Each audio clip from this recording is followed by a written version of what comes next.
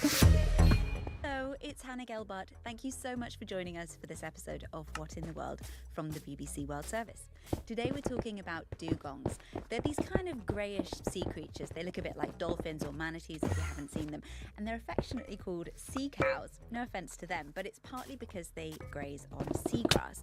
Dugongs can be found in the seas and oceans on the east coast of Africa and around Southeast Asia. But now Thailand is finding more and more of them dead there. So today we're going to find out why dugongs are dying out and what Thailand is doing to try and save them. I'm going to put my headphones on now because we have our guest, BBC reporter Panisa Inosha, who I'm speaking to from Bangkok. Hello. Hi, how are you? Yeah, I'm good. Thank you for coming back on the podcast. You might have heard me trying to describe what dugongs look like, but I'm sure you can do a much better job. Like, what are their main characteristics? We coming from Thailand, so to paint a better picture, so dugong is like a marine version of mudeng, so a baby pygmy hippo that's become a phenomenon worldwide, not only in Thailand, but actually is a cousin to a manatee. What different between dugongs and a manatee is actually its tail. The tail of dugong is like a dolphin, fluke-like tail, so that we're different. And a manatee live in fresh water, and dugong live in seawater. Is a marine sea animal or sea mammal. So it's actually, as you mentioned, it's gray or brown, and it can grow in length up to 3 to 4 meters, and also it can weigh as much as 400 kilograms. So it's quite huge. Yeah, and as you mentioned, it lives along the coastal water from the East Africa to the Red Sea, and also in Australia and Southeast Asia. I've never seen one, but have you? Is it something that like people see when they're swimming or diving or snorkeling? Yeah, unfortunately, it's a very shy animal, so it's not that they will when see a human, they will come to approach us, not that friendly, so maybe they try to flee away. But if you lucky, you might see one. And how important are they for the ecosystems? So dugong actually play a crucial role in their ecosystem. So their feeding behavior actually help maintain the health of seagrass bed by controlling the growth of the plant. They also help spreading seagrass seed as well, just like the animals when they go around in the sea. So they actually are really important for the environment. It's also important to note that actually seagrass meadows are highly effective at capturing and storing carbon. So actually dugong actually help out with the climate situation as well. So they do play a really important role. And how are they seen culturally? They've got this affectionate name, sea cows. They actually is one of Thailand's 20 endangered wild animals. So we actually really look after them, and they actually really dear to our society as well. Do you know how big the dugong population is around Thailand? So it used to be over 200 in the past, but now with the crisis at the moment, that in November alone, 5 dugong have died, and one expert that we interviewed kind of estimate that is maybe less than 100 dugong left in Thailand. Do you know what's causing this? Like, why are they dying in such high numbers? The short answer is that they're losing their food. So seagrass is their main food, or if their only food. And the reduction or the reduced rate of seagrass in Thailand has been seen since 2020, with particularly more reduced in the past few years. And researchers has been linked this with unusual sea level drop. This actually caused the seagrass to be exposed to the air and to the sun for extended periods of time, and this has been sabotaging the seagrass growth really much. The heavy rain, the frequency also play important role as well, because it can reduce the salinity in the water, which is a condition that actually suitable from the seagrass level. But when you have more rain coming off from land to the water, that can also be a cause of problem for seagrass growth too.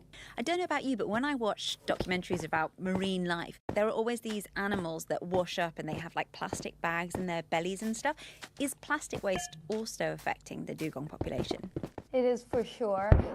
Earlier we talking about how famous Mudeng is, right? Back in 2019, there is one dugong named Miriam in Thai. She became a sweetheart of the country back then, because she was found stranded in April of 2019. She was only 6 months old, and she was rescued, and she was the first dugong in Thailand to be milk fed by humans. So she became like a national sweetheart, and then she was healthy, she was rescued, rescued and she was sent back to the nature. But unfortunately, in August of the same year, she was found dead. And can you imagine what the cause of it?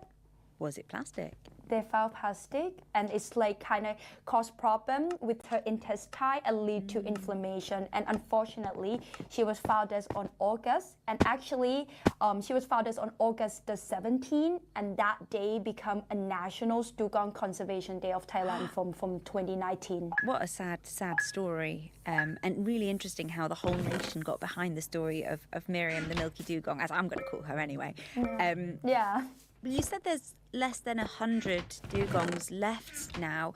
What would happen if they all went extinct? How would that affect the seas and the oceans? I mean, for sure, as we mentioned about how important dugong is to the ecosystem, right? Actually, Thailand used to have one province, it's Trang province, that is known to be the capital city of dugong, because in the past, there's so many dugong there, and nobody can bring dugong from Trang province because there's a lot of seagrasses there. But now, they're less and less, and the experts say that in Trang, in that province, the capital city of dugong in Thailand, less than 10 dugong are left. So I mean, you lost tourist attractions, but even more severe than that, you lost the dugong. And we don't want to repeat what happened in 2022 when dugong become like extinct in Chinese water. You mentioned this National Dugong Conservation Day.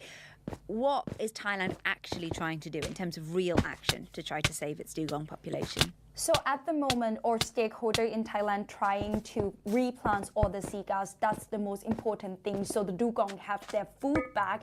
But unfortunately, the expert told us that there haven't been any project that we could say is 100% success rate, because actually planting seagrass is actually really hard because it takes a long time to grow, and there's so many problems with climate change we mentioned, with heavy rainfall or with heavy storm that could sabotage the seagrass really easily. So despite all this hardness and difficulty, the experts still emphasize on the fact that we have to keep doing it because it might yield results in the next 5 to 10 years.